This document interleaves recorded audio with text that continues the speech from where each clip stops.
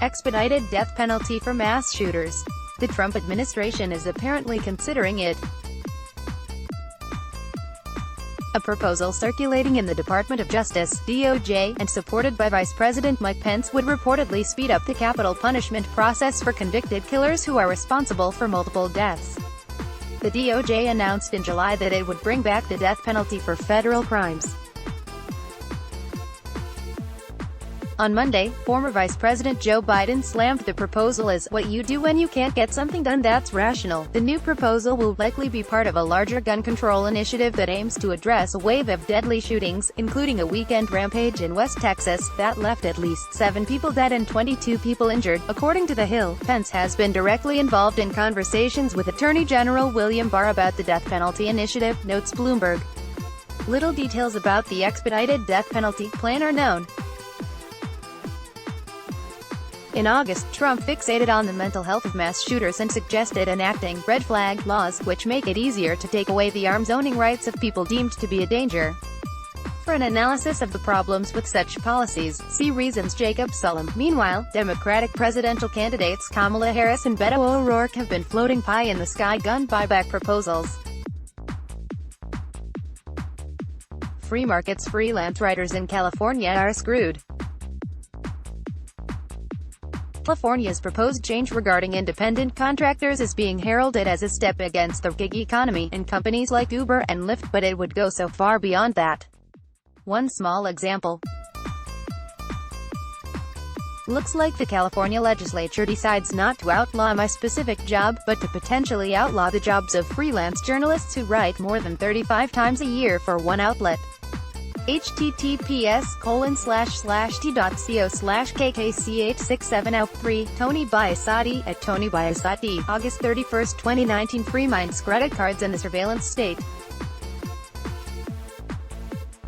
Electronic financial transactions paved the way for the perfect surveillance network, writes Andrea Castillo. It's genius, really. No spies, clunky camera and microphone equipment, or random checkpoints are needed. All you have to do to get a detailed surveillance picture of a population is to hand them a payment card and send them on their way. It's not that financial institutions set out to build a super snooper for Uncle Sam. It's just that the infrastructure needed to operate a third-party provided payment system is coincidentally the same architecture that allows for constant spying. And all we see is convenience. Election 2020, and then there were 3. The top tier of Democratic presidential candidates is down to just Joe Biden and Sens.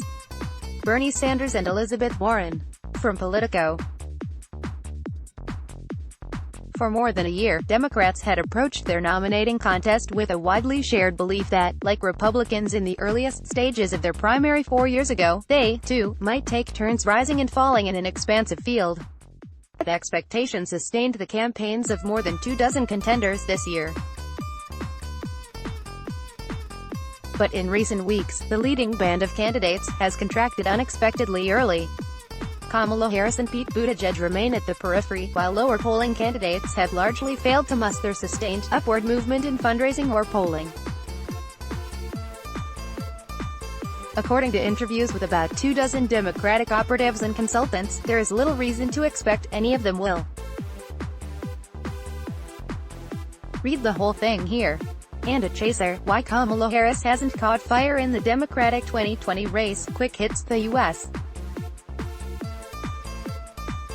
is probably complicit in war crimes in Yemen, says the UN. Hurricane Dorian is hanging out over the Bahamas but still expected to reach Florida sometime tomorrow. Despite Donald Trump's payments to Stormy Daniels and Karen McDougal having already been the subject of so much legal and public scrutiny, congressional Democrats are launching their own probe into the matter. A growing underground network is helping women in states with restrictive abortion laws travel out of state to terminate their pregnancies. Another person has been denied entry to the U.S. despite having a visa because of things someone else posted to social media. Horrible and yet sadly unsurprising.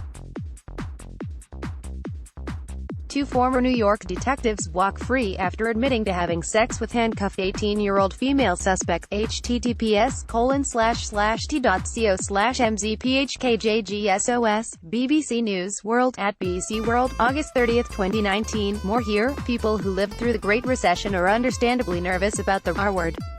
But there's good reason to believe that when the next recession hits, and it will, the pain won't be nearly as great as what people experienced in 2008, suggests Fortune.